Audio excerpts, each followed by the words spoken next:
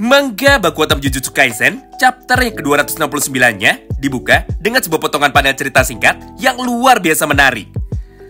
Karena pada halaman pertama ini, kita pun akhirnya seketika langsung diperlihatkan mengenai sebuah potongan interaksi singkat yang kebetulan sekarang sedang dilakukan oleh Mei Mei dengan salah satu penjaga toko permen misterius. Di mana di dalam dialognya, Mei Mei pun langsung bertanya seperti ini kepada penjaga toko permen tersebut, yaitu how much atau berapa harga dari nyawamu. Nah, setelah memperlihatkan kemunculan dari Mei Mei, maka pada halaman yang keduanya, scene pun kini segera berpindah menuju ke dalam sudut pandang dari para karakter lainnya yang kebetulan sekarang semuanya sudah berkumpul tepat di dalam markas dari sekolah Jujutsu. Lalu setelah mereka semua sudah datang, Maki pun tanpa pikir panjang akhirnya langsung terlihat sangat marah sekali kepada Yuta. Karena menurut Maki, Yuta telah melakukan sesuatu hal yang sangat berbahaya dan juga melakukan sesuatu hal yang sangatlah beresiko. Mengingat jika rencana dari Yuta sebelumnya sudah gagal, maka terdapat sebuah kemungkinan besar bahwa Yuta akan mati secara permanen juga, sama seperti Gojo Satoru. Namun, di saat Maki sedang marah seperti itu menuju kepada Yuta, maka di saat yang bersamaan, Yuji, Nobara, dan juga Megumi akhirnya sekarang sudah tiba juga tepat di dalam ruangan pertemuan mereka. Melihat hal itu, Maki pun seketika langsung menyambut kedatangan dari mereka. Serta tanpa pikir panjang, Maki pun langsung bertanya tentang bagaimana keadaan dari Megumi. Mendengar pertanyaan tersebut, Megumi pun segera meresponnya dan juga berkata seperti ini kepada Maki. Aku baik-baik saja, tapi untuk sekarang kepalaku masih terasa sangat pusing akibat terkena efek samping dari teknik Unlimited Void Gojo Sensei. Oh iya, ngomong-ngomong, ada beberapa hal penting yang ingin aku bicarakan kepada kalian. Yaitu, aku ingin sekali bisa meminta maaf secara langsung. Karena gara-gara diriku, kalian semua sekarang malah menjadi kerepotan. Di momen inilah, Maki pun seketika langsung memotongnya. Diam, simpan saja semua rencanamu itu. Karena pada dasarnya, dirimu sama sekali tidak perlu minta maaf kepada kami. Menarik ya, di saat emosi dari Maki saat ini sudah mulai mereda, maka di momen yang sama itu jugalah, Yuta pun langsung menjelaskan kepada semua teman-temannya tentang bagaimana cara Yuta bisa selamat walaupun dirinya sudah hampir mati secara permanen. Di mana secara singkat, inti penjelasan dari Yuta adalah sebagai berikut. Pertama, Yuta merasa sangat beruntung karena koneksi atau hubungan antara Rika dan juga tubuh lama dari Yuta sama sekali tidak bisa terputus walaupun tubuh dari Yuta yang lama sudah mati. Berdasarkan hal itu, Rika pun langsung menggunakan semua kekuatannya untuk dapat menyembuhkan atau meregenerasi tubuh lama dari Yuta. Dengan dibantu oleh Sokoyeri untuk dapat bisa menyembuhkan tubuh dari Yuta menggunakan teknik RCT-nya juga. Kedua, setelah waktu 5 menit dari Yuta tadinya sudah habis, maka Rika pun langsung menggunakan teknik CT dari Kenjaku lagi yang kebetulan masih bisa disimpan di dalam tubuh eksternal alias di dalam tubuh dari Rika, bukan di dalam otak dari Yuta. Sehingga setelah Rika sudah bisa menggunakan teknik CT kopinya lagi, maka Rika pun langsung mencoba untuk dapat bisa memindahkan kesadaran dari Yuta menuju ke dalam tubuh lamanya lagi atau menuju ke dalam tubuh Yuta yang aslinya. Itulah yang membuat Yuta pada akhirnya sekarang bisa selamat. Mengingat di saat otak dari Yuta sudah kembali menuju ke dalam tubuh lamanya, maka di saat yang bersamaan itu jugalah tubuh dari Yuta yang sebelumnya sudah terbelah menjadi 2 bagian, ternyata saat ini sudah berhasil disambung lagi dan juga sudah berhasil disembuhkan dengan sangat sempurna. Sehingga Yuta pun sekarang bisa muncul dengan bentuk tubuh yang sempurna, tanpa ada satupun cacat yang terlihat atau tanpa ada satupun luka di tubuhnya kecuali pada bagian kepalanya. Karena faktanya, bekas jahitan dari otak Yuta sekarang nampak terlihat dengan sangat jelas. Nah, setelah mendapatkan penjelasan tentang bagaimana cara Yuta masih bisa selamat, maka mulai dari sanalah terdapat banyak sekali informasi penting yang diucapkan oleh para karakter dari manga JJK ini. Di mana secara garis besar, inti dari perbincangan mereka adalah tentang kemungkinan-kemungkinan yang bisa saja terjadi jika mereka bisa merencanakan semuanya lebih matang lagi. Atau lebih tepatnya, mulai dari sinilah satu persatu dari para penyihir di dalam dunia JJK ini akhirnya mulai saling menyalahkan dirinya sendiri atas segala yang terjadi di dalam pertarungannya melawan Sukuna. Dimulai dengan dialog dari Maki yang intinya adalah sebagai berikut. Pertama, Maki sempat merasa bersalah bahwa seharusnya dialah yang ditugaskan untuk dapat bisa bertarung melawan Kenjaku, bukan Yuta Okutsu. Karena dengan kekuatan dari Maki yang sekarang, maka seharusnya bertarung dan juga mengalahkan Kenjaku adalah sebuah hal yang sangat mudah. Kedua, Maki juga merasa bersalah dengan sebuah rencana yang sudah mereka buat untuk dapat menggunakan pedang milik Higuruma. Karena seharusnya Makilah orang yang ditugaskan untuk dapat menggunakan pedang eksekusi milik Higuruma, bukan Higuruma itu sendiri. Sedangkan tugas dari Higuruma adalah memegang audio recorder dari suara Toge no Maki. Nah, tepat di tengah perbincangannya tersebut, Todo pun akhirnya seketika langsung memotongnya dengan cara berkata seperti ini kepada Maki. Tidak Maki, rencana dari Yuta untuk dapat mengalahkan Kenjaku sebenarnya adalah rencana yang sangat sempurna.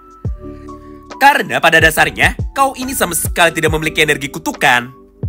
Jadi, aku tidak akan pernah bisa memindahkanmu dengan menggunakan teknik Bugi-Wugiku secara instan menuju ke tempat dari Kenjaku. Selain itu, lawan yang lebih menyulitkan daripada Kenjaku itu sendiri, justru malah ribuan makhluk kutukan yang ada di dalam tubuh dari Kenjaku. Jadi, setelah berhasil membunuh Kenjaku dengan menggunakan serangan kejutan, maka hanya Yuta dan juga Rika sajalah satu-satunya penyihir special grade yang dapat mengalahkan ribuan makhluk kutukan itu dalam waktu yang sangat singkat. Jadi menurutku, dirimu tidak perlu menyalahkan diri sendiri lagi. Karena pilihan untuk dapat mengirim Yuta adalah sesuatu hal yang sudah sangat tepat. Tidak hanya itu, karena pada halamannya berikutnya, Higuruma pun kini ikut menambahkan semua ucapan dari Todo barusan. Benar, tugas untuk dapat menggunakan rekaman suara jauh lebih cocok untuk diberikan kepada Yuta. Karena jika rekaman suara dari Toge nantinya digunakan di dalam teknik domain expansion milikku, maka hal itu sama sekali akan menjadi hal yang sangat tidak berguna. Mengingat di dalam teknik domain expansion milikku, kita sama sekali tidak bisa melakukan kekerasan, atau kekerasan adalah hal yang sangat dilarang, alias kita tidak bisa bertarung di dalam teknik domain expansion milikku. Jadi sudah jelas, teknik kutukan dari Toge no Maki jauh lebih tepat jika digunakan di dalam teknik domain expansion dari Yuta. Dan juga digunakan oleh Yuta itu sendiri untuk dapat menyerang Sukuna secara mendadak. Menariknya, semua ucapan dari Higuruma barusan akhirnya langsung disambung lagi oleh Toge, namun sekarang diterjemahkan oleh Panda. Yaitu, jika teknik kutukan Toge digunakan lebih awal, atau ketika Sukuna masih berada di dalam kondisi yang sempurna, maka teknik kutukan dari Toge no Maki sama sekali tidak akan mempan kepada Sukuna. Ditambah, efek samping yang akan diterima oleh Toge bisa menjadi jauh lebih parah lagi. Itulah salah satu alasan kenapa Toge dan juga Yuta memutuskan bahwa mereka akan menggunakan teknik kutukan dari Toge ketika pada saat itu kondisi tubuh dari Sukuna sudah terluka dengan sangat parah. Mendengar penjelasan dari teman-temannya itu, Maki pun nampaknya sama sekali tidak peduli. Karena pada dasarnya, Maki masih tetap saja marah kepada Yuta. Apalagi, Yuta juga tidak memberitahu teman-temannya bahwa Miguel dan juga Larue berniat untuk bisa datang juga demi dapat membantu mereka. Karena jika Yuta memberitahu teman-temannya lebih dulu, maka sudah jelas mereka pasti bisa membuat sebuah rencana baru yang jauh lebih matang daripada rencana sebelumnya. Di momen inilah, semua teman-teman dari Maki akhirnya langsung sepakat. Serta secara bersama-sama, mereka pun langsung menyalahkan Yuta karena tidak memberitahu kedatangan dari Miguel dan juga Larue. Nah, setelah beberapa saat berlalu, sekarang giliran dari Yuji Tadori lah yang mencoba untuk dapat membela Yuta. Di mana pada halaman itu, Yuji pun seketika langsung menjelaskan kepada Maki bahwa berkat bantuan dari Yuta, maka Yuji pun jadi bisa menyempurnakan teknik kutukan miliknya dan juga teknik domain expansion miliknya. Serta berkat bantuan alat kutukan dari Yuta berupa sarung tangan tinju dari besinya itu, maka secara otomatis Yuji pun jadi bisa menyembunyikan satu jarinya yang hilang lagi.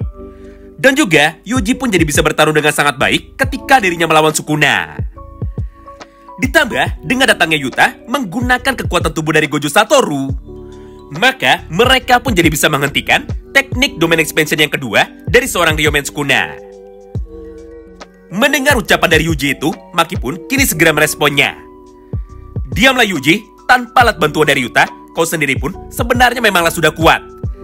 Jadi, jika kita memberi dirimu sarung tangan biasa saja, maka hal itu sama sekali tidak akan ada bedanya. Nah, menariknya, di saat para penyihir lainnya sudah mulai menyalahkan dirinya masing-masing, Maka hal yang sebaliknya sekarang justru malah bisa kita lihat dari sudut pandang Uwi Uwi. Mengingat pada halaman berikutnya, Uwi Uwi pun kini seketika langsung berdiri. Serta tanpa banyak basa-basi, dia pun langsung berkata seperti ini kepada teman-temannya. Dengar, di saat kalian memiliki penyesalan kalian masing-masing, maka aku rasa akulah satu-satunya orang yang paling berguna di dalam pertarungan melawan Sukuna. Atau dengan kata lain, akulah MVP di dalam pertarungan kita kali ini. Walaupun pada dasarnya, semua orang saat ini nampak sangat setuju. Namun tiba-tiba saja, Kirara pun dengan sangat santainya, akhirnya langsung memotong ucapan dari Uwi Uwi barusan dengan cara berkata seperti ini kepada dirinya. Hah? Apanya yang MVP? Ketika dirimu sudah mulai panik, maka kau pun malah kabur sendirian dan juga meninggalkanku sendirian. Di momen inilah, Uwi Uwi pun seketika langsung membalasnya. Ya, mau bagaimana lagi? Habisnya tubuhmu itu terlalu berat untuk bisa aku bawa kemana-mana. Mendengar ucapan tersebut dari Uwi Uwi, Kirara pun seketika langsung menjadi mengamuk. Serta dia pun juga langsung mencoba untuk dapat menyerang Uwi Uwi dan juga menendang tubuhnya. Nah, berdasarkan potongan dialog singkat di antara mereka semua, maka untuk sekarang kita pun sudah dapat membuat sebuah kesimpulan bahwa beberapa nama yang sebelumnya sempat kita ragukan bisa selamat, ternyata sekarang mereka masih bisa hidup semuanya. Contohnya adalah Higuruma. Mengingat walaupun tubuh dari Higuruma sudah terluka dengan sangat parah akibat terkena terik serangan dismantle dari jarak yang sangat dekat, namun nampaknya Higuruma masih bisa bertahan dan dia pun sekarang masih bisa berkumpul bersama dengan teman-temannya yang lain. Begitu pula dengan Todo. Walaupun pada akhir pertarungan melawan Sukuna, Todo dan juga Angel sempat dibuat tidak berdaya dan juga sempat dibuat menjadi muntah darah. Tapi faktanya, Todo sekarang masih saja sehat dan juga tubuhnya sama sekali tidak mengalami luka parah. Selebihnya, tentunya bisa kalian lihat sendiri saja dari beberapa potongan panel manga berikutnya. Di mana pada halaman yang berikutnya, kita pun juga mendapatkan sebuah penjelasan panjang bahwa pada intinya, Kusakabe sekarang sudah diangkat sebagai ketua klan yang baru atau ketua dari aliran Yuseido Style. Nah, setelah melihat semua potongan cerita di atas, maka pada beberapa halaman yang terakhirnya, Shin pun kini seketika langsung berpindah lagi menuju ke dalam sudut pandang dari Mei Mei. Di mana pada kesempatan ini, Mei Mei pun kembali melanjutkan semua interaksi singkatnya dengan penjaga toko permen yang ada pada halaman pertamanya tadi. Sederhananya, nenek tua yang ada di hadapan dari Mei Mei itu akhirnya langsung bertanya seperti ini kepada dirinya. Hah? Untuk apa kau datang ke sini? Apakah kau pikir aku ini adalah ketua dari salah satu klan besar? Mendengar pertanyaan itu dari nenek tua, Mei Mei pun segera membalasnya. Aku mendapat informasi ini dari orang yang aku kenal, bahwa kau ini adalah ketua yang asli dari klan Yuseido Style. Lalu, setelah mendengar jawaban dari Mei Mei tersebut, maka nenek tua yang ada di hadapannya ini sekarang kembali berkata kepadanya lagi dan juga memanggil nama dari Mei Mei dengan sebutan Tengen.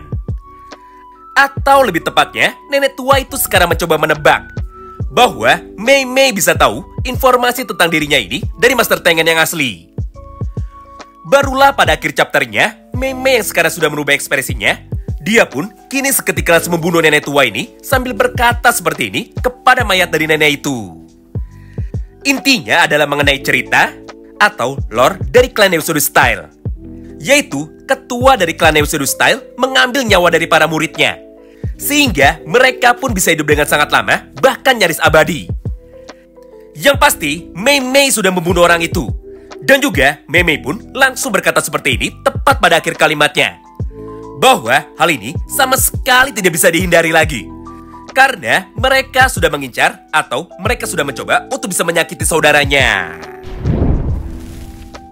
Itulah semua poin bocoran cerita singkat yang dapat kami sampaikan kepada kalian semua di dalam kesempatan ini. Terima kasih banyak yang sudah simak video ini sampai habis dan salam baku hantam.